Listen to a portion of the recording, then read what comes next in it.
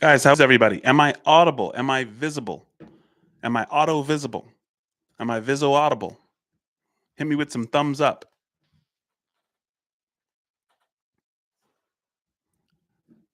Excellent. I got a thumbs up from Leslie that I'm audible. I got a biscuit. Someone put a biscuit up there. Salute. Gigi loves music and more. Um, I got a wave. Hit me with a couple of more thumbs up. Okay, there we go. We're good. Looks like we're good. Bro, you did make it on time today. Somebody said, and I was watching before I went live, that they loved the Reading Rainbow. Reading Rainbow was lit. Did you guys have Reading Rainbow was good, but you know what was amazing? Schoolhouse Rock. How many of you were Schoolhouse Rock fans? Schoolhouse Rock was it. I'm just a bill. Yes, I'm only a bill. Conjunction junction. What's your function? My daughter watches Schoolhouse Rock now. Guys, awesome. We're pouring in. Make sure to hit the like button, make sure to hit the subscribe button, make sure to hit all the buttons. Hit the notification bell, that's a button. If you see a button, hit it. Guys, this is so awesome that we actually have an Animal Farm book club. I'm still interested in what's next. I think the majority still want to go 1984 after we do Animal Farm. And I am actually going to move this. There we go. Beautiful.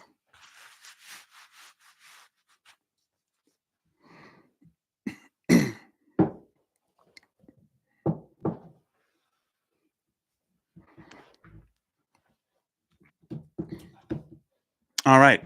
So we're here for Animal Farm Chapter 3.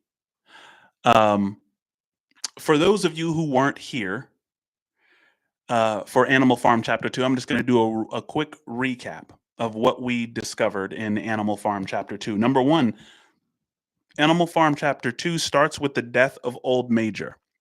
And Old Major is representative of Vladimir Lenin, either Lenin or Karl Marx himself, right? I think Orwell meant for us to see Old Major as the one with the original inspiration, someone who really, whose heart truly went out for to the disenfranchised. Marx was a moral philosopher, but I mean, he is, I mean, definitely among scholars in today's politicized, society. He is a controversial figure, to say the very least. But we start with the death of Old Major, and what was interesting in chapter 2 was that Old Major was buried in an orchard, right?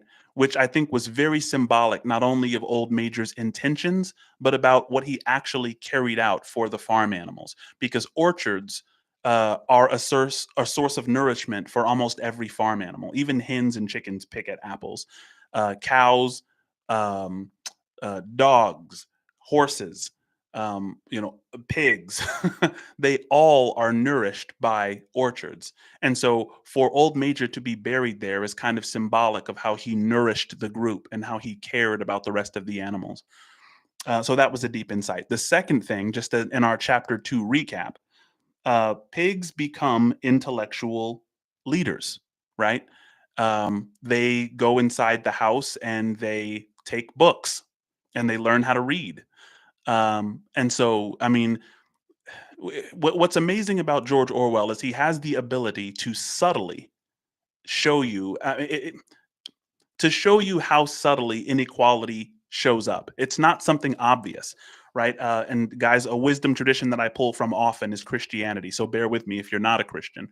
But in the Bible, it says that Lucifer or Satan appears as an angel of light. That what is evil, what's truly evil, is not going to present itself to you as obviously evil. It's going to come in there subtly and it's going to have some excuses for its behavior. And so the pigs, as they're taking books from the farmhouse and as they're teaching each other to read and teaching each other how to run the farm, there's no voting anymore after Old Major. The pigs just kind of assign themselves intellectual superiority. And the reason that that's a subtle power grab is because it's kind of true. There was a slam poet that said, almost is no stranger to Satan. Here's the proof. He only tells lies when they're almost the truth. I thought that was a clever line, right? A lie only works if there's a little bit of truth mixed in there. And so the pigs, they've taken all of the intellectual responsibility, all of the decision making, and the excuse they make for that is, pigs are smarter animals, and that's the truth. Pigs are among the smartest animals in a farm. So, not to get too bogged up on the recap. Number three, the third thing that's important to remember from the last chapter is rebellion happens subtly. The rebellion happens subtly, not subtly, suddenly, right?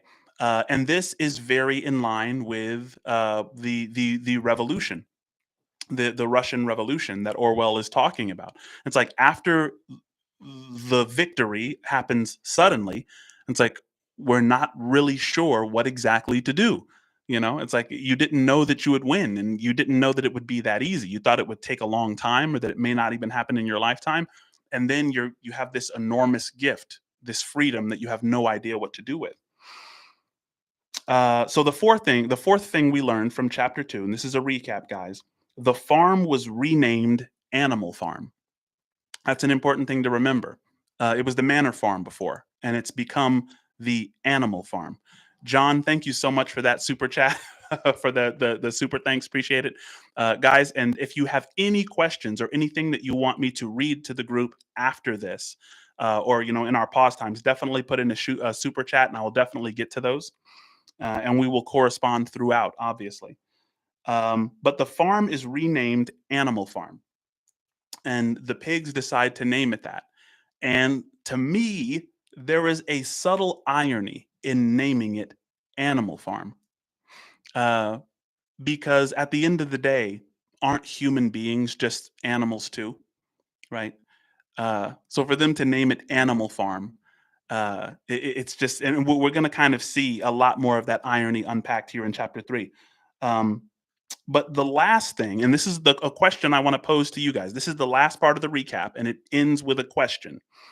So the milk is taken, right? The cows aren't being milked because they ran out the farmers. The revolution was successful. So the pigs decide to milk the cows, and they have all these buckets of frothy milk, and all of the animals on the farm want access to this milk, obviously. But the pigs decide to send everyone to work, and they take the milk for themselves. Hmm. And that's how it ends. It leaves us on that cliffhanger. We're about to get into chapter 3 right now, but before we do, the question that we ended in chapter 2, and we were having this conversation, we went into on an entirely different live.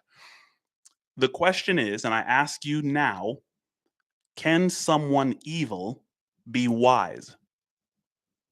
Are wisdom and evil compatible?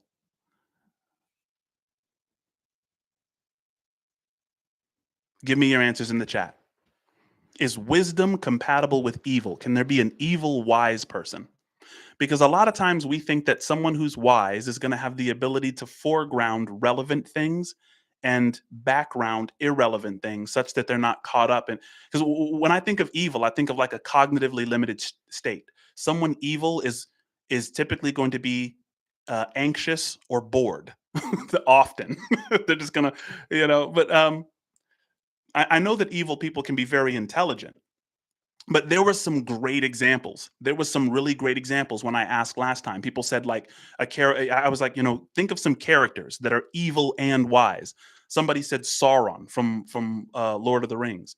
Uh, there's a whatever, good example. Scar from Lion King. Maybe Scar was a bit more intelligent than wise.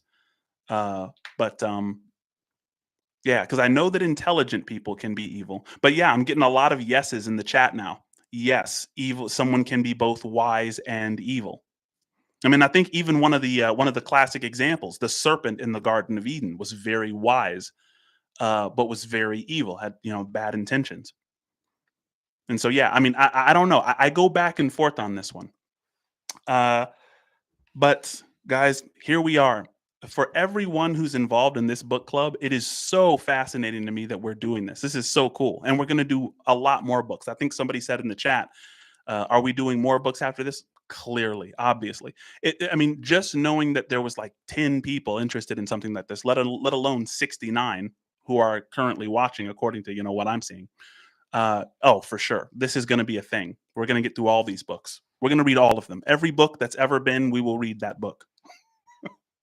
Jillian said, "I think wisdom is inherently the opposite of evil." Jillian, my wife would agree with you. Me and my wife have this argument all the time.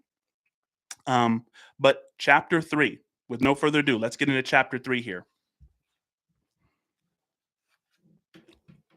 Chapter 3 begins, how they toiled and sweated to get the hay in, but their efforts were rewarded, for the harvest was even a bigger success than they had hoped. Sometimes the work was hard. The implements had been designed for human beings and not for animals. Guys, listen. So, chapter 3 introduces us to the idea that the animals are working harder than before. Get that first sentence. It says, how they toiled and sweated to get the hay in. This is after the revolution. And remember what the pig said when it said, well, when they said in chapter 2, let's get the harvest in even faster for the sake of pride, right? Aren't we proud of what we've accomplished? Let's take that pride and let's take that energy and let's do a better harvest than they could have even, had us do when, they were our masters, right? That's a pretty slick trick because not only does it benefit the leadership, but there's some plausibility behind that. Remember that word plausibility because we're going to need that at the end of this chapter. How they toiled and sweated to get the hay in, but their efforts were rewarded, for the harvest was even a bigger success than they had hoped. Sometimes the work was hard. The implements had been designed for human beings and not for animals. And it was a great drawback that no animal was able to use any tool that involved standing on his hind legs. But the pigs were so clever that they could think of a way round every difficulty. As for the horses, they knew every inch of the field, and in fact understood the business of mowing and raking far better than Jones and his men had ever done before. The pigs did not actually work, but directed and supervised the others. With their superior knowledge, it was natural that they should assume the leadership. Guys, there's a couple of sentences that should have popped out to you so far. And this is something that is only in the best and darkest of literature, right? I'm going to go back a couple of sentences. You remember where he says, sometimes the work was hard for the animals, right? The implements had been designed for human beings and not for animals. So he gives a justification for why their work was hard. But a couple sentences later, he says, the pigs did not actually work, which immediately strikes us as a bad thing. It's like, why aren't the pigs working, right? But then he says, but they're direct and supervise the others. With their superior knowledge, it was natural that they should assume the leadership. You see how the narrator is giving excuses for the behavior of the pigs? Guys, some of the darkest and best literature has narrators that are untrustable. Do you guys like books where the narrator you start to not trust the narrator? You're like, "What?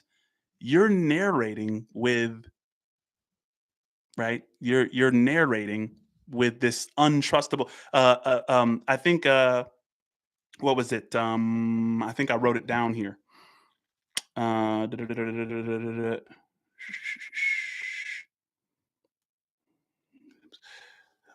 I think The Telltale Heart, Edgar Allan Poe, was an untrustworthy narrator. And it's a very, very beautiful thing. Like when you see it, it makes the literature so much more dark because it kind of forces you to have to think for yourself and really abandon what the narrator might be trying to suggest to you, right?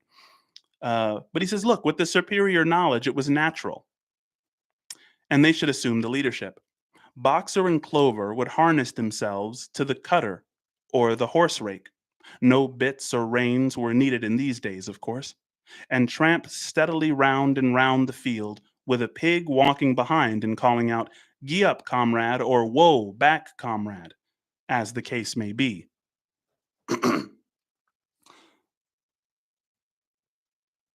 This was really interesting to me. Um, So the horses are doing the same work and they're being given the same commands. Giddy up, whoa, back, right? It's just the pigs doing it now. And they've conveniently added the word comrade, right? Um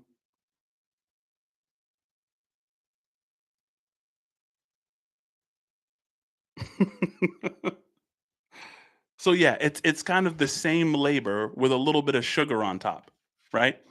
And this title comrade.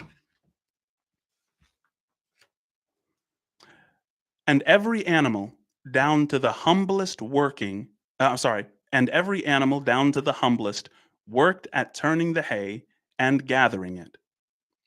Even the ducks and hens toiled to and fro all day in the sun, carrying tiny wisps of hay in their beaks.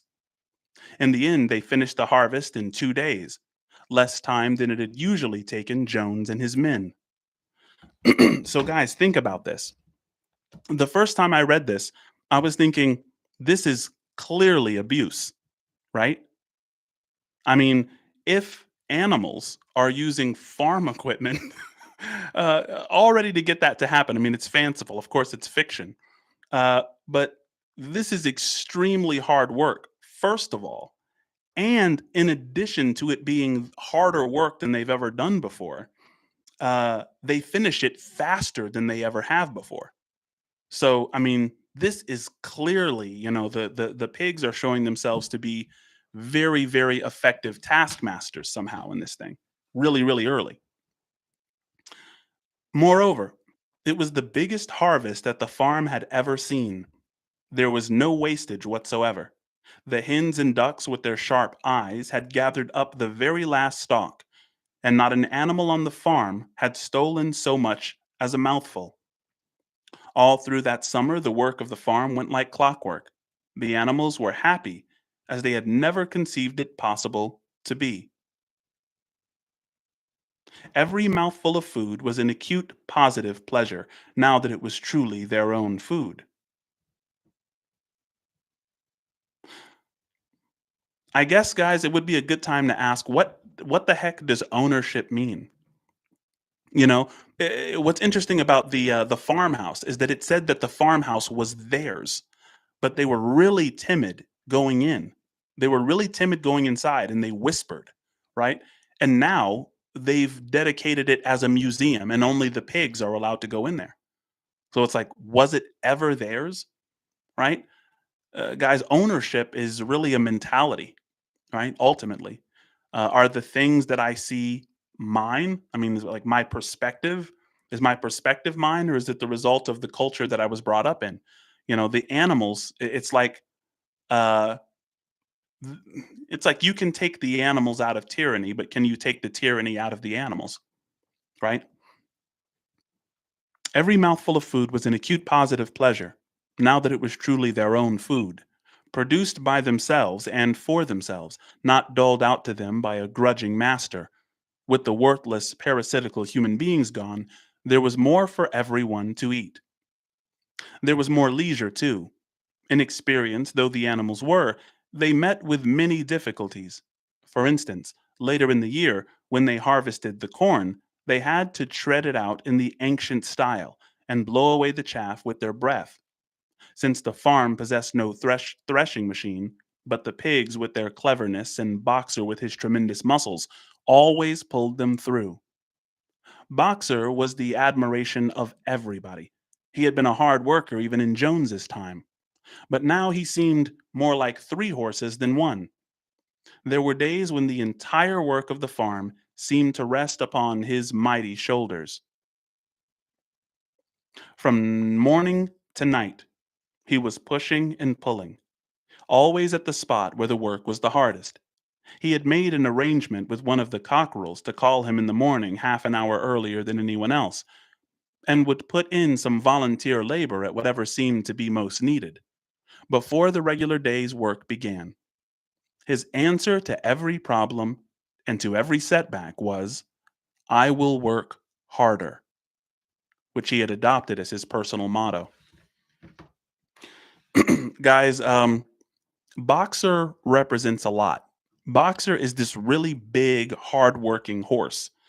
And I think to a degree, he represents the tyranny of the cultural self, right? We always talk about in this group that there are three aspects of ourselves.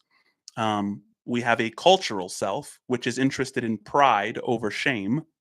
We have a biological self, which is interested in pleasure over pain and wants instant gratification as opposed to long term gratification.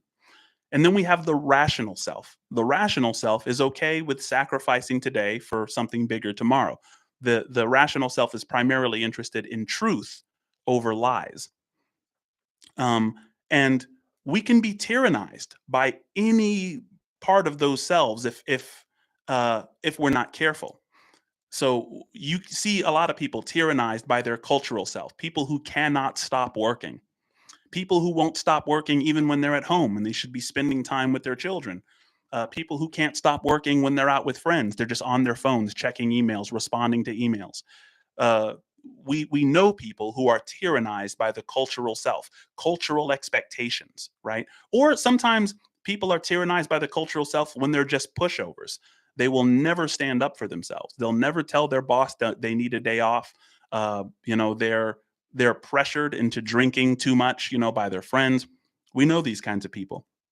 But Boxer is so interested uh, in being kind of a symbol of what should be done, right? And of course, he doesn't have much of a rational self. I mean, the book continues to call him one of the least intelligent animals here. Um, Sorry, guys, I'm just checking out the chat. Definitely smash the like button, folks. Okay, thank you very much for saying that. Welcome as an Insight member, Lucine. We do have memberships, guys. We have Insight members and we have Epiphany members. Please support the channel if you love what we're doing and give us your book recommendation. We're going to be doing this on a regular basis.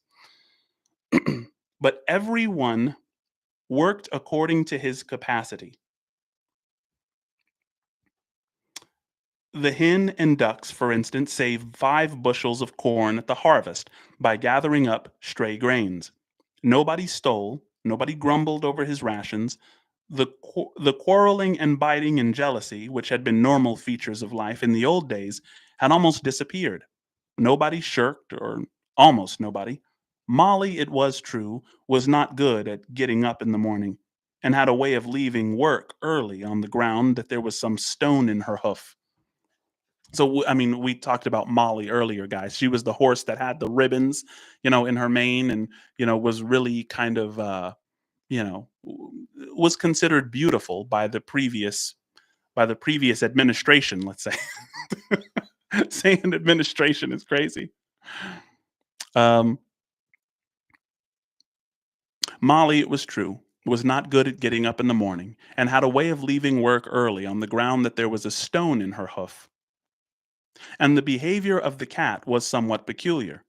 It was soon noticed that when there was work to be done, that the cat could never be found.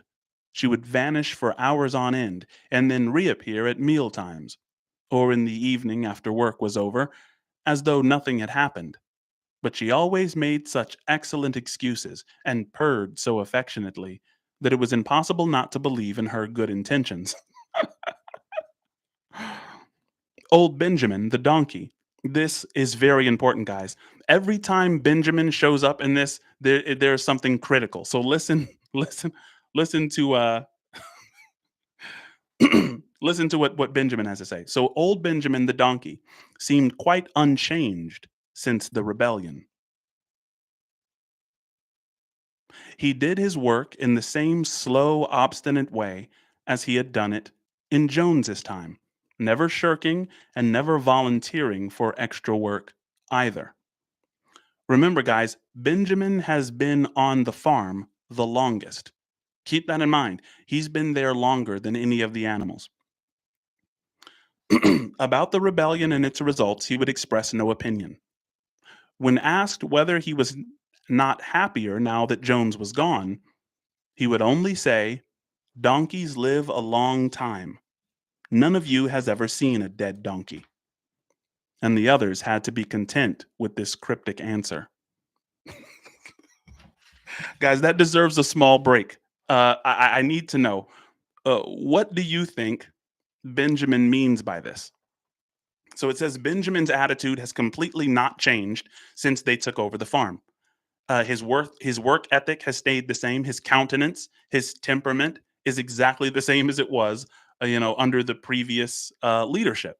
Even though that leadership had descended into complete irresponsibility. Um, and when they ask Benjamin, "Aren't you happier now that? Aren't you happier now that we're the leaders and we've taken over?"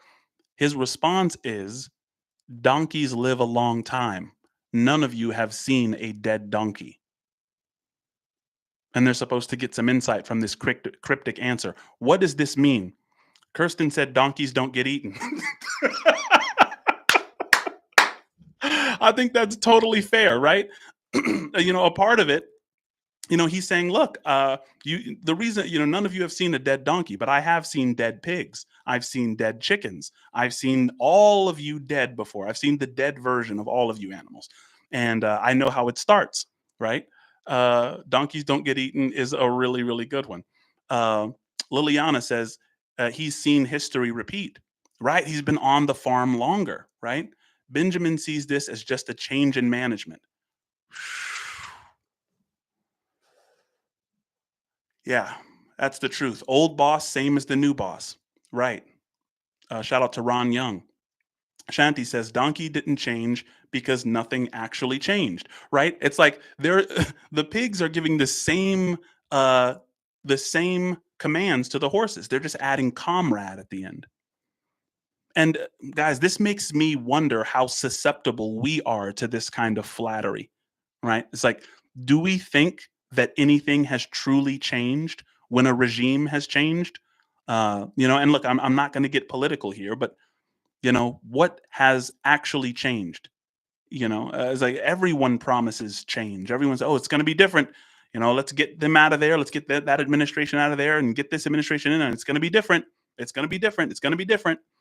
And what changes a lot of times are trivial stuff like terminology, right? Barbara says, "What has been will be again." Yeah, things like that.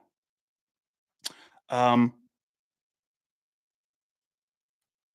so, what I wrote here in my book, when he says, "Donkeys live a long time, none of you have seen a dead donkey," it almost is like if no one has seen a dead donkey, he's implying he has seen dead animals. He has seen the dead pigs and the other dead animals.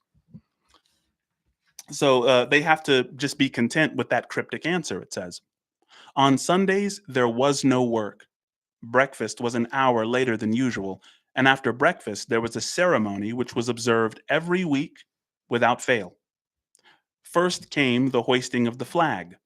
Snowball had found in the harness room an old green tablecloth of Mrs. Jones, and had painted on it a hoof and a horn in white. This was run up the flagstaff in the farming house garden every Sunday morning. The flag was green," Snowball explained, "to represent the green fields of England, while the hoof and horn signified the future republic of the animals, which would arise when the human race had been finally overthrown."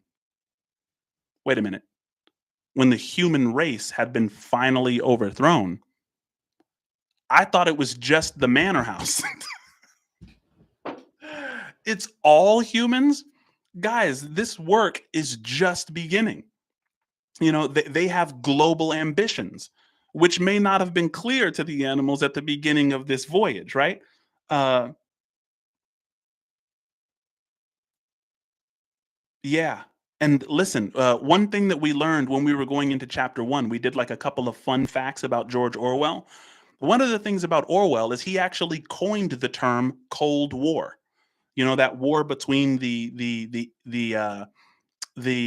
Russian alliances and the American alliances, right? The ambition was global. It wasn't just, oh, we're going to overthrow and we're just going to settle here and we're going to live the rest of our lives and we're satisfied with what we have. No, it's a mentality that you have to protect because you feel threatened from all sides. People asked after the Second World War why it was that the standard of living for the Russians was so much worse than the standard of living for the Americans. And one of the responses like, well, Russia is surrounded by its enemies. It has to dedicate a lot of its time not to making toys, but to making bullets and guns and missiles. Well, where does that actually end, right?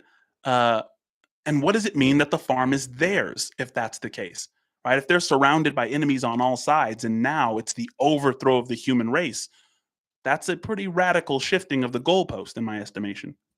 Anyway, when the human race had finally been overthrown, after the hoisting of the flag, all the animals trooped into the big barn for a general assembly, which was known as the meeting.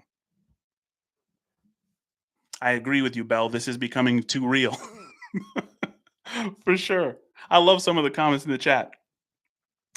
Um, so this was known as a meeting, their general assembly that they meet at.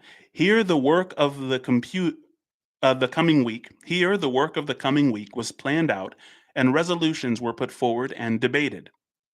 It was always the pigs who put forward the resolutions. No other animals understood how to vote, but could never think of any resolutions of their own. Now, what does the narrator mean that the animals didn't know how to vote? They were put to a vote in the days of Old Major, and they voted that the rats should be considered comrades instead of chased away by the dogs, right? So, what does the narrator mean now that none of them knew how to vote, right? Is the narrator untrustworthy? Is this just another hint uh, by Orwell that the narrator himself is kind of taking sides on this thing? I love when that happens. It just adds a layer of complexity to the narrative. Um, it was noted that these two were never in agreement, Napoleon and Snowball. Let me go back a couple of sentences. The other animals understood how to vote, but could never think of any resolutions of their own. Okay, so I had that wrong. Snowball and Napoleon were by far the most active in the debates, but it was noticed that these two were never in agreement. Whatever suggestion either of them made, the other could be counted on to oppose it. Even when it was resolved, a thing no one could object to in itself, to set aside the small paddock behind the orchard as a home of the rest of the animals who were past work, there was a stormy debate. Guys, there's a couple of things that you should notice about Snowball and Napoleon constantly fighting. Okay, welcome as an Insight member. Thank you guys for joining. Members, I love you. Thank you very much for supporting what we're doing here. It's a lot of fun. Um, so, a couple of things. Um, when there are big debates about small things, understand that all there is a power grab there. And that is what's so annoying to me about contemporary politics, especially in America. And I'm not going to go into Democrats and Republicans. I like the conservative liberal conversation. That has a little bit more meat than Democrat and Republican. But when it comes to any debate, regardless of what side you're on, it should frustrate you that they're nitpicking and arguing about the smallest shit, right? It's like you can't even agree on the tiny stuff. It's almost like you're just throwing stuff at a wall and hoping that it sticks. And when that happens, when there's no one saying, you know what, you have a good point there. I can still disagree with you over here, but you know what you did say, I will agree with that. I think you have a good point, and that's a point off of which we can kind of grow. Guys, it's important to understand what Orwell is trying to communicate here. And of course, Snowball represents Leon Trotsky, and Napoleon represents Joseph Stalin. In this revolution, Trotsky and Stalin were always arguing. They never agreed on anything, even when it came to trivial things, right? And so once you notice that, when you notice that the people who want to lead you, the people who want to be your leaders, when they can't agree on anything, it's like, what is this really about? I mean, you live in the same universe. You're observing the same reality, right? I mean, is it just about trying to make the other person look as bad as possible in order to accumulate as much, power to yourself as is possible? Guys, before I continue, I want to bring up there was a debate between John McCain and Barack Obama, right? And then after, Barack Obama did extremely well in his debates, just a brilliant speaker. And Barack Obama was just, cleaning his clock in these debates. And then John McCain did a town hall in his own town, and a woman raised her hand to ask a question to Senator McCain, and she says, "Hey, isn't it true that Barack Obama wasn't born in this country? He was born in Kenya." And John McCain had the decency in that moment to say, "No, that's not true. He's actually an American, and he's a family man, and we're not going to take it there. We're not going to do that. That's not the case." Right? Just the ability to be decent in the moment and to say, like, we're not going to argue about everything. We're not going to act like someone is the devil themselves. But I've gone too much on this point. But it's very, very powerful, guys, to remember what it means that Napoleon and Snowball are always arguing now that power has been seized, right? It was noticed these two were never in agreement. Whatever suggestion either of them made, the other could be counted on to oppose it.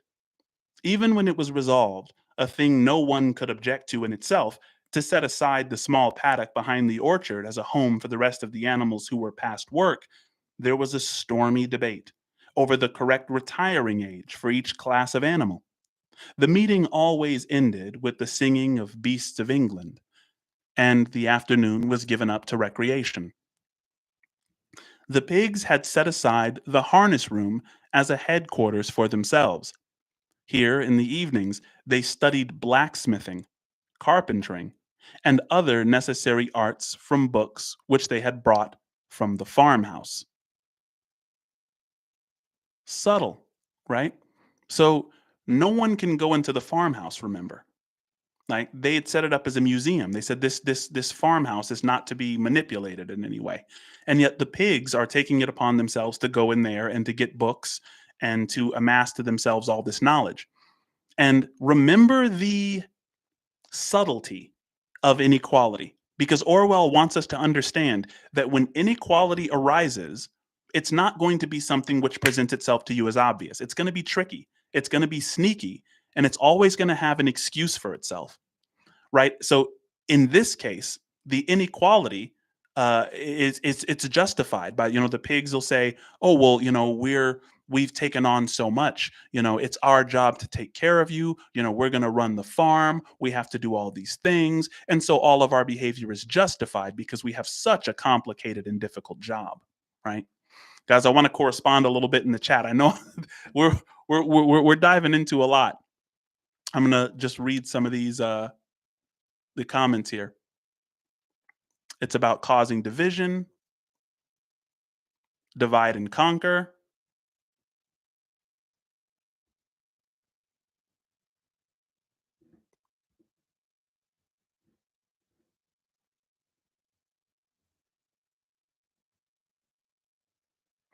Bell says it's used to distract because we don't really get to decide. Yes, decency is hard to find. That is the one thing I love about being here. We are thinkers. Maybe we can make change happen.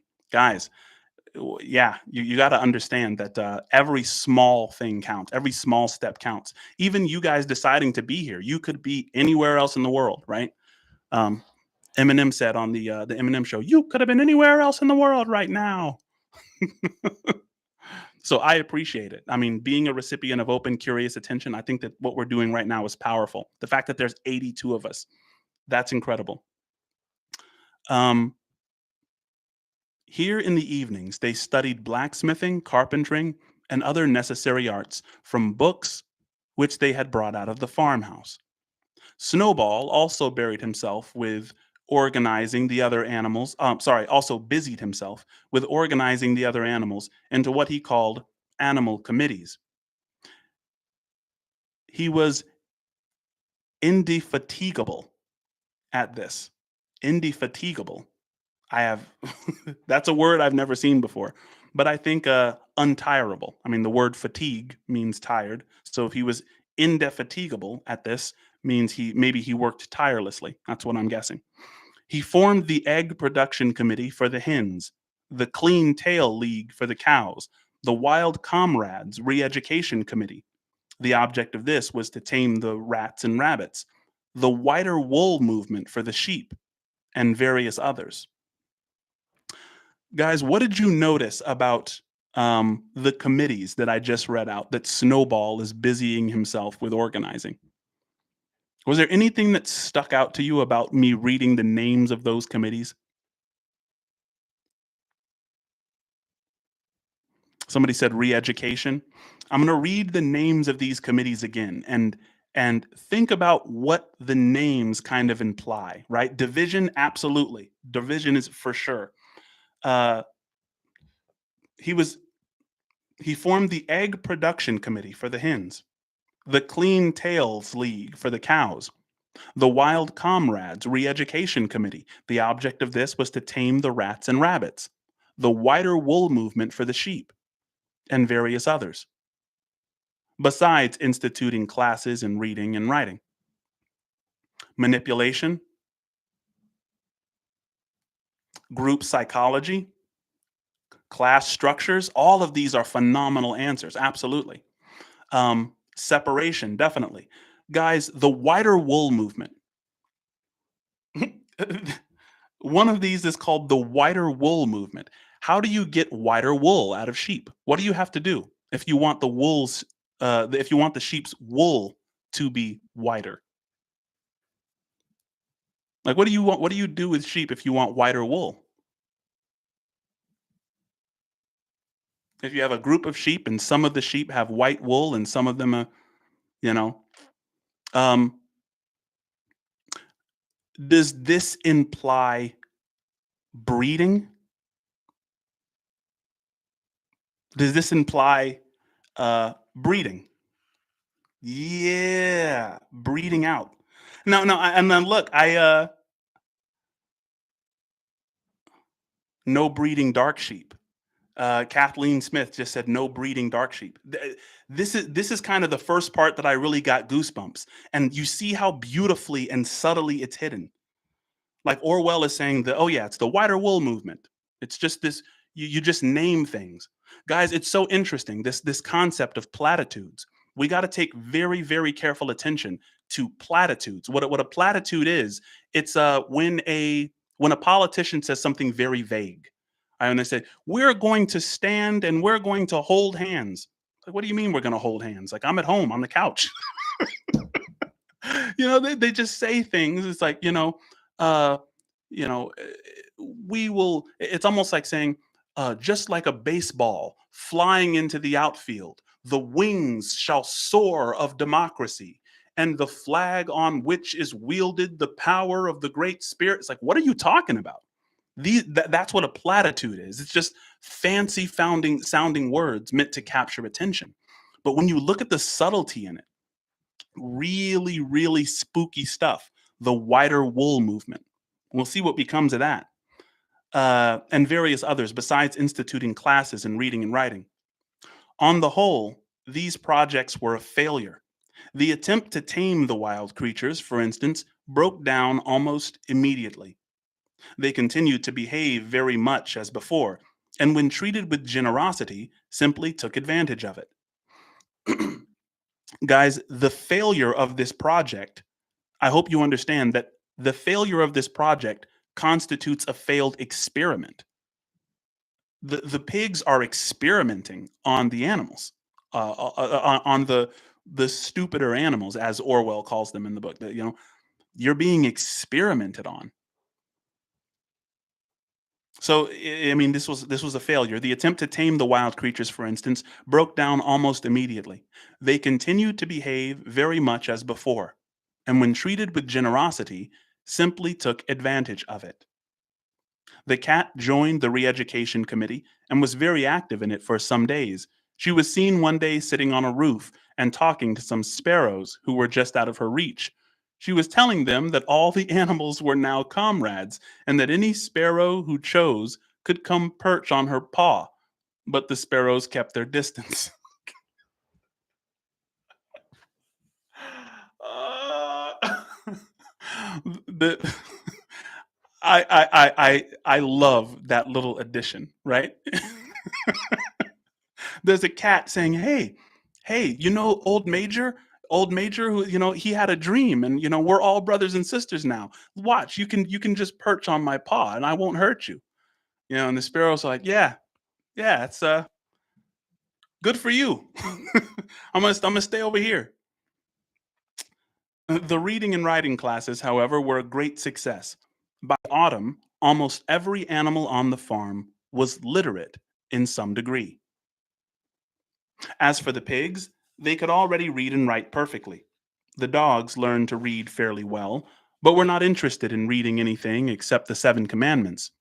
Muriel, the goat, could read somewhat better than the dogs, and sometimes used to read to the others in the evenings from scraps of newspaper she found on the rubbish heap. Benjamin could read as well as any pig, but never exercised his faculty. Benjamin could read as well as any pig, but never exercised it. Man, guys, I would love to have some insight into what you think Benjamin is symbolic of. Is it hopelessness? Is it apathy to some degree? Um, I know Benjamin is seen a lot. He's the oldest animal on the farm. C.G. Hearn said Benjamin is being smart.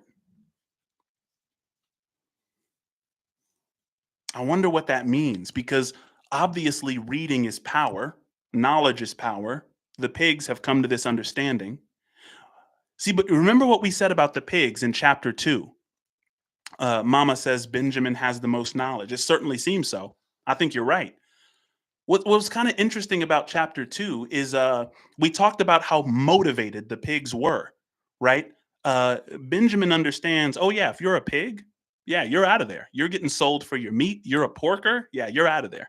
You have a very short time. You're going to grow fat. You're going to get, and you're out of there. So the pigs have a very deeply entrenched, motivated reasoning when it comes to this stuff. And guys, if your leader is motivated to get out of something, it's like, hey, he's like, I want to be the leader of this group. And by the way, like I'm in bed with the sharks. I owe 200 grand, something crazy. The pigs have a high motivation to be the rulers here. But yeah, I'm really interested. I think Benjamin so far is the most curious of by curious I mean mysterious of the animals so far. Anyway, Muriel the goat could read somewhat better than the dogs and sometimes used to read to the others in the evenings from scraps of newspaper, which she found on the rubbish heap. Benjamin could read as well as any pig, but never exercised his faculty. So far as he knew, he said, there was nothing worth reading. So far as he knew, there's nothing worth reading. Clover learnt the whole alphabet, but could not put words together. Boxer could not get beyond the letter D. He would trace out A, B, C, D in the dust with his great hoof, and then would stand staring at the letters with his ears back, sometimes shaking his forelock, trying with all his might to remember what came next and never succeeding. On several occasions, indeed, he did learn E, F, G, H, but by the time he knew them, it was always discovered that he had forgotten A, B, C, and D. Poor guy. Finally, he decided to be content with the first four letters and used to write them out once or twice every day to refresh his memory. Molly refused to learn any but the six letters which spelt her own name. She would form these very neatly out of pieces of twig and would then decorate them with a flower or two and walk round them, admiring them. None of the other animals on the farm could get further than the letter A. It was also found that the stupider animals, such as the sheep, hens, and ducks, were unable to learn the seven commandments by heart. After much thought, Snowball declared that the seven commandments could in effect be reduced to a single maxim, namely, four legs good, two legs bad. This, he said, contained the essential principle of animalism. Guys, I wonder, and let me know this, I wonder if the pig's attempt to train the animals was a strategic move. Because it's one thing to tell you, I deserve to be in this position. And it's another thing to just show you, right? Oh, yeah, try to do your alphabet. Go ahead, try to read. Go ahead. Yeah, go, try your best, and you will see that I deserve to be your leader, right? There's something very psychological going on here, right? Bell says, think the committee thing can work if it is used for positive reinforcement opposed to negative, but then meeting together to share findings and unify in the end, not to separate or enhance to enhance quality. Yeah, that's fair. CG Hearn, it really irritates me how much they define certain animals as stupider. Yeah, for sure. And sometimes it's the narrator, which is like, all right, it's not, this is not the pigs. This is like, and the spookiest thing for me uh, is that the characters are not flat, right? You have to kind of get over the fact that it's kind of true to a degree that pigs are really smart animals. Um, Earth says propaganda was born, the product of learned helplessness, making others think they cannot do, so they don't. Right, for sure. Is it crazy to you guys that this is so applicable to this era that we're in right now? Like this, it's blowing my mind reading it. It's almost like Orwell was some kind of prophet. um, Four legs good, two legs bad. Um, this is a powerful symbol. So right now in cognitive science, I'm studying pragmatics, and the question of pragmatics is, well, well, in pragmatics, I'm studying relevance theory. Relevance theory began in 1986, the year I was born. And the relevance theorists asked themselves the question of relevance theory is how do we say so little and yet understand so much? Right? How is it that we're saying words and we're expressing something as complicated as feelings? And one of the ways we do this is that we fill in words that don't belong. We do something called conversational implicature. So if I were to say, "Hey, are you going to the party?" and you say, "I've got a lot of homework," saying I've got a lot of homework isn't a direct no, but my brain does this conversational implicature where I imply from your homework that you're not actually going. See how I filled that in? We kind of take it for granted, but it's a superpower that all of us has. So it's the same thing with boiling the seven commandments down to this one commandment: four legs good, two legs bad, right? You're packing a lot of information into a simple structure to reduce cognitive load, right? Um, this, he said, contained the essential principle of animalism. Whoever had thoroughly grasped it would be safe from human influences. The birds at first objected, since it seemed to them that they also had two legs. But Snowball proved to them that this was not so. Guys, the birds were the first to object. I haven't seen any group of animals like object to anything that the pigs have said so far, besides, Molly maybe wanting some, bows or something like that. But the birds objected, since it seemed to them that they also had two legs. But Snowball proved to them that this was not so. So check out Snowball's argument here. He says, a bird's wing, comrades, is an organ of propulsion and not of manipulation. It should therefore be regarded as a leg. The distinguishing mark of man is the hand, the instrument with which he does all his mischief. Why was this a slick move? Right? The birds are saying, wait, uh, four legs good, two legs bad. I have two legs, right? So this kind of leaves all the birds out, right? But because the pigs are in this phase where they need as much support as possible, they say, oh, uh, your wings actually count as legs because they're not used for manipulation. They're not used for grabbing things. You know what is used for grabbing things? The actual legs of the bird, right? The legs of the bird are used for swooping down and clutching and grabbing its food, right? So that's not really a good enough response, but it's enough at least to say, oh, you're fine, birds, don't worry about it, just don't worry about it, don't think about it, right? Hmm. The birds did not understand Snowball's long words. But they accepted his explanation, and all the humbler animals set to work to learn the new maxim by heart. Four legs good, two legs bad was inscribed on the end wall of the barn above the seven commandments and in bigger letters.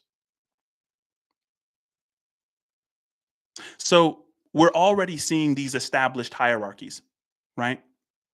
um, there's a hierarchy where there's animals who understand the seven commandments and understand the song "Beasts of England" by heart, and there's people who understand animalism deep. Those are the pigs. And then there's the animals that are slightly stupider, right? Who can only understand, some of them can know how to read a little bit, and they just know, the seven commandments. They don't really understand animalism that deep. And then there's an even lower animals, and all they can really understand is two legs bad, four legs good. So you can see how they're kind of ranking each other. There's this caste system being set up. There's a hierarchy of more important people, right? And you can subtly start to notice this, guys. Um,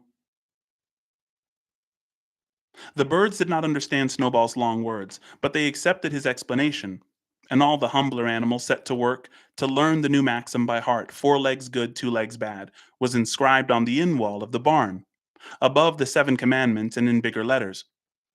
When they had once got it by heart, the sheep developed a great liking for this maxim, and often as they lay in the field, they would all start bleating, "Four legs good, two legs bad, four legs good, two legs bad," and kept it up for hours on end, never growing tired of it. Napoleon took no interest in Snowball's committees. He said that the education of the young was more important than anything that could be done for those who were already grown up. It happened that Jessie and Bluebell, these are dogs, had both whelped soon after the hay harvest, giving birth between them to 9 sturdy puppies. As soon as they were weaned, Napoleon took them away from their mothers, saying that he would make himself responsible for their education.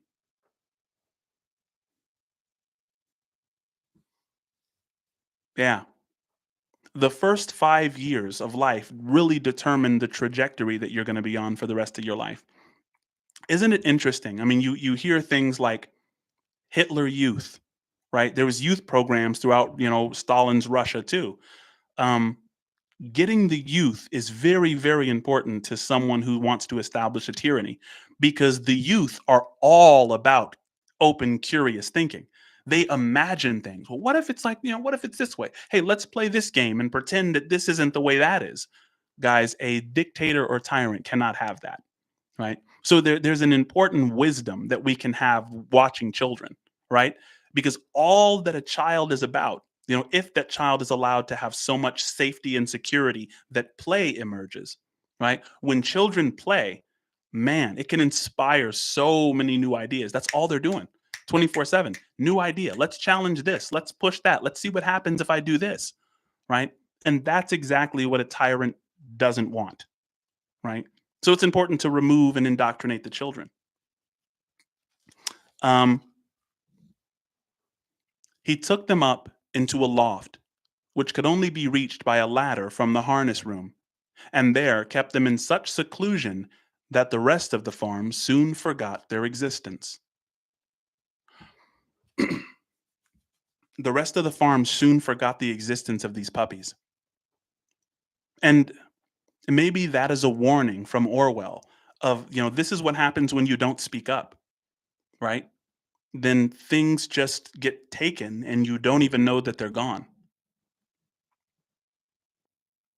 I mean, at this point, it's really, really crazy that no one spoke up at this point. The mystery of where the milk went, too, was soon cleared up. Of course it was, guys. Look at this. It was mixed every day into the pig's mash. The early apples were now ripening, and the grass of the orchard was littered with windfalls. The animals had assumed as a matter of course that these would be shared out equally. One day, however, the order went forth that all the windfalls were to be collected and brought to the harness room for the use of the pigs. Guys, what's interesting is remember at the end of chapter 2, they took the milk. The pigs took the milk. After they had milked the cows, they sent everyone off to work, the hardest day of work in their lives. And then when they came back, they saw that the milk had somehow vanished, right? It says the mystery of where the milk went to was soon cleared up. Why was it cleared up soon? I think the reason it was cleared up is because the pigs have now thought to themselves, oh, if we're at the point where we can take their children and they don't even question us, then who cares if they know about the milk? It's just milk. Of course, we're taking that. If we can take your children for the first 5 years, yeah, we're going to expose the corruption clearly at this point. Guys, this is only chapter 3. It's been normalized. Lucent, thank you for saying that. Guys, have you guys noticed that corruption is not being hidden anymore? Like at least it's not even at least it's not being hidden as well. Like the attempts to hide the corruption are a lot less artistic. They're a lot more clumsy. It's almost like those who are corrupt are just saying, "Who cares? We've taken this much already. So what are they going to do if this is exposed? They're not going to do anything, right?" And it's fascinating that in this depiction, the pigs take the puppies, which is a bold move, right? I mean, this is so the opposite of what old Major said that this revolution was going to be like. And that was an extremely bold move. Like, hey, what happens if we do this? Are they going to rebel against us? Is anybody going to speak up? Oh, no one spoke up about the puppies, about us actually taking their kids? Well, then, yeah, we can just expose that we're taking the milk. Of course we are. We're the pigs. So that's such an interesting progression. It says the mystery of where the milk went to was soon cleared up. I agree, Monster. This book is scary. uh, it was mixed every day into the pig's mash. The early apples were now ripening, and the grass of the orchard was littered with windfalls. The animals had assumed, as a matter of course, that these would be shared out equally. One day, however, the order went forth that all the windfalls were to be collected and brought to the harness room for the use of the pigs. Now, check this out. At this, some of the animals murmured, but it was no use. Ouch. How painful is that? By the time they've taken the milk, and by the time you've agreed to allow them to indoctrinate your kids, it's too late to start murmuring when they want the apples. Yeah, the apples are theirs by, just as a matter of course at that point. Guys, is he suggesting that at some point it's kind of too late? I don't know when that is or when you've reached the point of no return, but at some point you've given so much. Man, I agree with Monster. This is a scary book, but this is also deeply saddening, right? At this, some of the other animals murmured, but it was no use. All the pigs were in full agreement on this point. He's like, the pigs have their own little consensus. Even Snowball and Napoleon, they argue all the time, right? Squealer was sent to make the necessary explanations to the others. Comrades, he cried, you do not imagine, I hope, that we pigs are doing this in a spirit of selfishness and privilege. Many of us actually dislike milk and apples. I dislike them myself. Our sole object in taking these things is to preserve our health.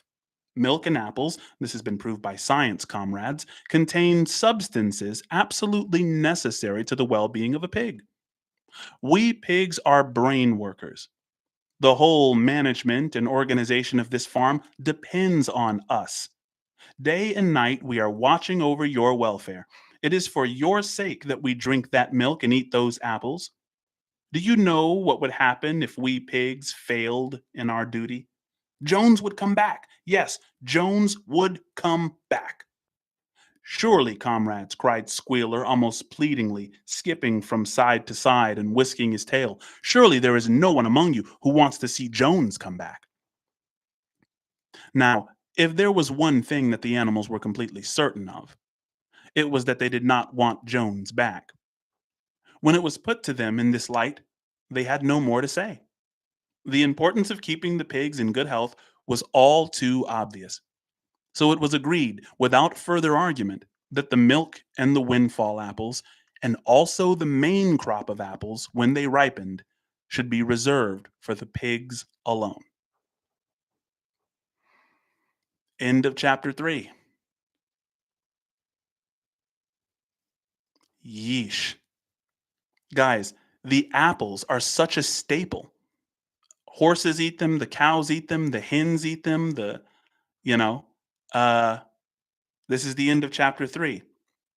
And now, I mean, at first they were talking about the windfall apples, the apples that fell because of the wind blowing on the trees. But after this little meeting, remember it said that Squealer was extremely good um, at making explanations. Squealer represents propaganda. Squealer represents propaganda, right? The propaganda was so powerful that not only after the propaganda campaign went out, not only did the pigs get the windfall apples, they got the apples after the harvest. It's agreed that, like, yeah, only pigs eat apples now. Something that the entire farm has been eating their entire lives is now reserved for those at the top of the hierarchy. Guys, I want to talk to you really quick about plausibility. What makes an argument plausible? Because Squealer goes out and he says, "Well, I have an argument for this. First of all, I don't even like apples. We don't even like apples and milk. We're doing this so selflessly, right? And the reason we're doing it is because we are the brains of the farm. We are the smartest animals. If we go out, the whole thing just turns into chaos. So he's making an argument, right? The way that you test whether an argument is plausible is there converging lines of evidence for the argument, and is the argument multi-apt, meaning does it solve several problems or does it just solve one problem? And so Squealer, he presents the converging lines of evidence. He even mentions science, right? He says, milk and apples, this has been proven by science, comrades, contain substances absolutely necessary to the well-being of a pig. He's saying, look, this isn't just my opinion, and this isn't just intersubjective agreement among the pigs. This is science too. So he's showing converging lines of evidence there, right? But what about multi-aptness? Does this solve one problem and present a ton of other ones? Or does this actually solve a lot of problems? I think that they're failing on the multi-aptness there. Um, yeesh.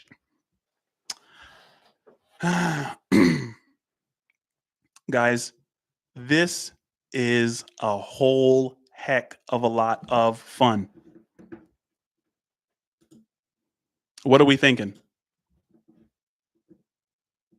We have 4 new members. Guys, thank you so much for joining. I deeply appreciate it. This is a blast. Dia Thrain says, scary. Monster says, so much fun. Joanne says, loving this. Jolie says, I am mesmerized. Awesome. Brenda says, everyone also eats hay. Right. This is kind of what the pigs just lay on. Yes, it is fun in a disturbing way. The next chapter. Good question. I think the next chapter will be likely in 3 days, which would be Monday. I have every other Sunday wisdom school where a bunch of us meet at the Hilliard Library.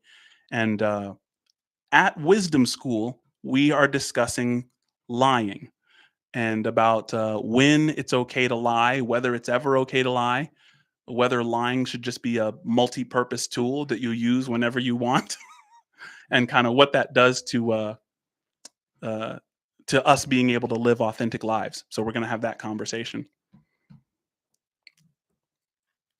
Kathleen says, best part of my week. I really think it's the best part of my week. I love this. I had no idea. And it's ignorance on my part. I had no idea that there was even a big enough audience for this kind of thing. I mean, I thought maybe on the higher end we'd have 10, 15 people, but 87 people, like even right now, is it's pretty incredible for sure. Guys, what I find fascinating is John says, thanks, Biscuit, for this channel, and thank you to all the lovely, like-minded, and smart people. Absolutely. Stuart says my brain hurts. Maureen says, interesting how people are disavowing science today. Are we disavowing science? I know that a lot of people are disappointed with the physics community. I mean, you even see like Sean Carroll and Eric Weinstein like trying to duke it out on the Pierce Morgan show of all places. Yeah, I think people have been disappointed with physics because of string theory. It's string theory, it hasn't had a anything testable or whatever. It's like, so some people think it's just pretty mathematics. Uh, Ray Nori says you will have thousands watching this. That would be brilliant. I think that it's a really, really important thing to be doing right now, reading this, and to have people to exchange and bounce ideas off of is phenomenal. Kaio Shine says, I found your channel recently. It has been inspiring to my cognitive research. That's fascinating. I would love to have that conversation. Right now, I'm studying relevance theory, which is under the pragmatics umbrella, which is under the linguistics umbrella, which is all under the cognitive science umbrella. So I'm just kind of trugging. I'm fascinated with cognitive science, and this has so much cognitive science relevance. Look at how old this book is. I mean, I just have pieces of it. Like when I open this thing, pieces of it fall out. It's a first edition Animal Farm. Like my wife was just, and I was watching a Rin video today. I'm actually going through the 8 chapters, which are the one of the most impactful things. It's just incredible. And in the 7 chapters, Rin talks about serendipity, and I had to look up the term.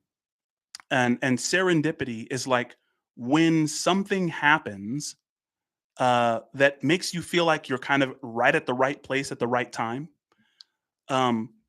Where I don't know, if you were at a restaurant, let's say you've been thinking a lot about your mom, and you haven't seen your mom in a long time because you've been working, and you sit down at a restaurant and your mom comes in. It's like, oh, join our tables. Like, it's good to see you.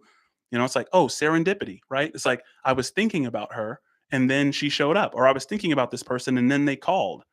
Uh, those kind of serendipitous things, when they happen in rapid succession, it makes you feel like I'm at the right place in the right time in my life, right? And what's fascinating is, guys, to start this, and I'm going to be transparent here. Guys, I left a 6-figure job to do this, right? And I just thought, look, we got to jump out the window on this thing. It's very important. Meaning making, relevance realization, these conversations, a book like this, it's really important, and we can afford to do it now. And what's interesting is, like, you're always looking for insights about whether or not that was a good decision. Like, okay, was it a good decision to leave a 6-figure career to like be a YouTuber? Is that actually wise? I'm a husband, I'm a father. Is that a good idea? And guys, the serendipitous, like, the things just started happening. Like, we went to 15,000 subscribers in something like 20 days. Of course, with the help of Black Pegasus as well, which a lot of you have probably found me through. But that was one of those signs. It's like, okay, we're doing the right thing here. And I was like, okay, yeah, let's get more signs that I'm making the right move.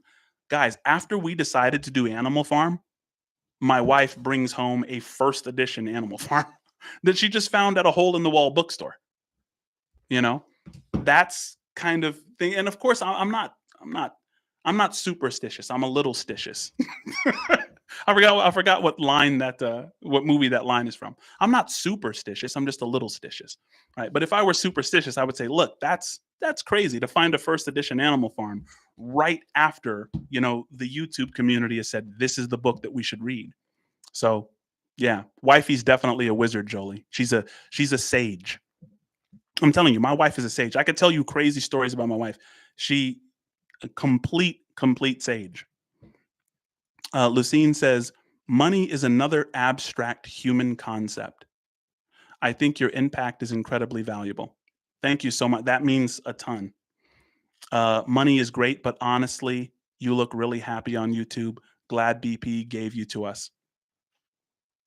It was you who were given to me, my friend, comrade. Ren is the superpower, dude. Ren is yeah. Ren is one of those guys. He just left something, talk just he just left a big message to reactors just today. So I went out there and I was able to just, tell him, how much he's kind of impacted us and how much his music is important for the United States, especially right now. But guys, any questions, any comments, any concerns? I really think the next Animal Farm will likely be Monday. If not Monday, then Tuesday. The reason I say it might not be Monday is because I just hang out with the family on the weekends.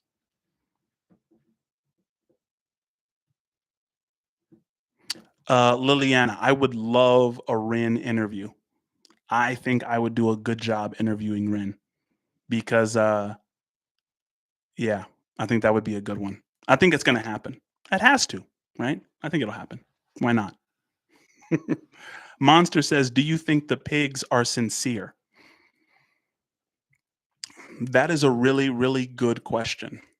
Um, you know, and it's not a question that's supposed to be answered easily because there's an extent to which the pigs recognize that they are more intelligent, which kind of gives them a lot of responsibility. But at the end of the day, they're also highly motivated. They're the ones that is, they had the most to lose in Jones maintaining the animal farm, the manor farm, right? They had the most to lose. They're going to get shipped out and turned into bacon. So they're very motivated, but they do have this kind of father-like responsibility over these stupider animals. I really do feel that Old Major was sincere. I felt Old Major was sincere. A little misguided in his hatred for humans, but a little justifiable with how the farm had gotten. I think Old Major was sincere, but the more chapters we read, I think that the pigs are going from a misguided sincerity into evil. Yeah. Unbearable 2025 says, "Why do you think humans follow without question to those we believe are more powerful than ourselves?" Why do you think humans follow without question those we believe are more powerful than ourselves? I think that might be because we're animals fundamentally. It's like uh, there was a book, and I want to share this with you guys. If you're not subscribed to Diary of a CEO, you definitely should be. But a book that I'm reading right now is called Cues by Vanessa Van Edwards. Cues. So I was just at the bank today, and from reading this book, Cues, she says there's the three T's of attention: top, torso, toes.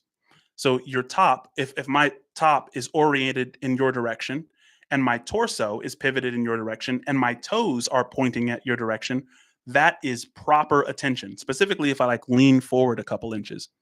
So the people who have power are typically the people who have the ability to really draw our attention. And a lot of times there are cues to where, so at the end of the day, we are just animals.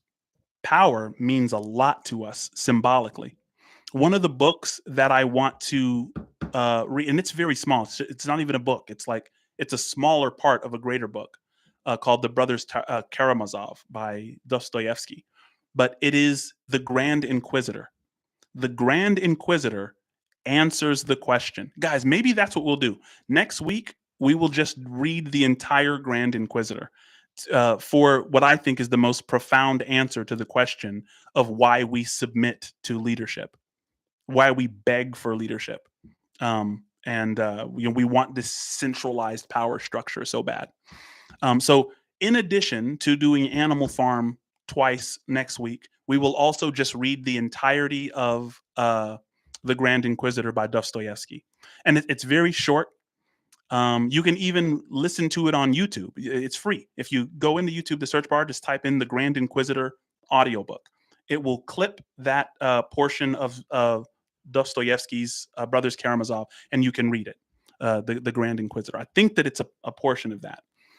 But yeah, we will do that, and I think that will serve at least. And I've never done a breakdown of it. That's what's so cool about having this community. You guys are crazy. This is awesome. Like the fact that not only can I read the Grand Inquisitor, but I can have a correspondence with people who want to deeply think about these questions. That's such a beautiful privilege, and I really appreciate you guys. Um, Randy Ballin says your audiobooks are better. Yeah, I I read audiobooks for the first 2 years of my daughter's life. Imagine this. This is how crazy I am. I was in the oil field. I was fracking for Halliburton in Fort Lupton, Colorado, swinging a hammer at Chicksons, right? I was in shape. And then, I wanted to get married. My wife and I had been dating for a couple years, and I was like, man, I cannot have a romantic relationship while working 15 hours a day for 2 weeks straight. You work 15 hours a day, 2 weeks straight, then you get a week off. Then you got to go back and do it again. And so like, yeah, this is not going to work for a married relationship. And my wife said, hey, you have a nice voice. Why don't you and you read books all the time? You're always reading and you have a nice voice. Why don't you just read audiobooks? I was like, I'm not a, voice actor. I thought that all audiobooks was voice acting. But uh, I went on ACX. I started to rehearse for these little audiobooks, put in little auditions. And guys, I was working. I was reading books for 2 years. I got to stay at home while my daughter was, young, which was just a giant blessing. That was like 2020 to 2022. Yeah. Um, do you believe in the simple statement, the X factor? I feel Rin has it. That was by Elsbells. The X factor. I don't know. One of the things that I was asking myself about Ren as I was watching chapter 1 of the 8 chapters, which will be coming, right? I it was so good that I just went straight to part 2. I got chapter 1 and chapter 2. So while I was reading this, because he talks so much about uh, what he's been through in life, I was wondering how Ren is younger than me. He's 35, and I'm 38. How, with all of this turmoil in his life, did he find the time to become a master at so many different levels of music? Guys, I'm a lyricist, and I don't toot my own horn often, but I am a great lyricist. Like I was undefeated in my home league in Colorado in battle rap, went to Chicago, went to Missouri, went undefeated for years, and then was signed to the number one battle rap company in the world, which is the Ultimate Rap League. Um, and I'm still undefeated on the URL app on their platform, right? So I gets busy when it comes to lyricism. I get busy, so I know how many years it takes to develop mastery in that area. And so when I'm watching Ren, I'm just like, how did he master piano, guitar, singing gorgeously, different styles of singing, right? Where he can go from a reggae style vibrato to the while telling stories and all this other stuff. How did he do all that for such a young person, given how much turmoil has been in his life? That's the number one question I would ask him if I ever interviewed him. Like, how did those things coincide? But studying and practicing 15 hours a day. Are there plans for a community Discord for this channel? Lucine's, I would love for someone's help. If someone, yikes, how do we do this? Okay. Mr. Biscuit Speaks at gmail.com. So MrBiscuitspeaks. It's just spelled like that, spelled like the name of the channel. Mr. Biscuit Speaks at gmail.com. If anyone can help me with the Discord, because there's like 5 to 10 people who have said that. Guys, I have no idea. I'm so ignorant when it comes to the technical side of all of this stuff. That if I could get some assistance from anyone who's willing to help me do that, go to my email. I will correspond with you, and we can get a Discord going. Because you need some mods for sure. Absolutely. Yeah, we'll get Discord mods. We'll get everything. I do need all the apples and all the milk, of course. It's like it's hard work, guys. I need the apples and I need the milk.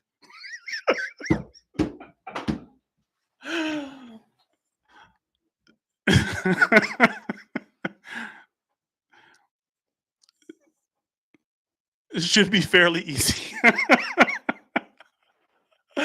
You guys are the best, I swear. You guys are the greatest. Um, Anybody who needs my email again, that's Mr. Biscuit Speaks, just like the YouTube channel. Mr. Biscuit Speaks at gmail.com. Send me an email telling me like what I need to do. If you're willing to help, if you're willing to moderate, if you're willing any of that stuff, guys, let's just build an organization for just making sure that we're wiser at the end of the day than we started it. And I think that is a giant, powerful contribution where whenever you interact with me, you have to take it on as a responsibility that your role in our dialogue is to make me wiser, uh, to inspire me to aspire, and the same way I will inspire you to aspire. Right? Uh, it's crazy that this community found each other. But send me those messages on Mr. Biscuit Speaks. I'm going to read them tonight, and I will be corresponding with you tonight. Greatly, greatly appreciate it. Apples and milk, guys. Okay, somebody was talking about merch. So a bunch of people are putting apple and milk emojis, right? This is going to be part of our merch. When there's merch from Mr. Biscuit Speaks, uh, there's going to be just like a hat with an apple and a milk. And these are conversation starters, right? People are going to come in and say, "Why do you have apple and milk on your hat?" And then you can tell them, what that means to you, and I think that's hilarious. We're also going to have merch that says the dynamic is gigantic. We'll have merch that says the cascade is infinite, which is Dr. John Vervaeke of the University of Toronto. Um, and Yeah, we'll have merch with all of our inside jokes. The apples and milk emojis are legit. Next time when we go into chapter 4, I need everyone to hit the apples and milk emoji. I just want apples and milk. Like and it's we're offering them to each other. Like, hey bro, just to let you know, like you get an apple, you get some milk. For sure. Hey guys, I super appreciate it. Thank you for being here. Uh and Guys, till next time. But next week there will be 3 lives. Like I said, we're not just doing 2 more Animal Farm chapters. We're also going to be doing uh, the Grand Inquisitor, because I think it's a very important question that was asked in this chat, which is why are we so desperately in need of a power hierarchy in the first place? Why don't we just recognize and take advantage of our freedom? Why do we need a king? Why do we desire one? Or is there this private part of ourselves that wants to have some kind of dictator or some kind of big brother? But guys, thank you so much. Apples and milk.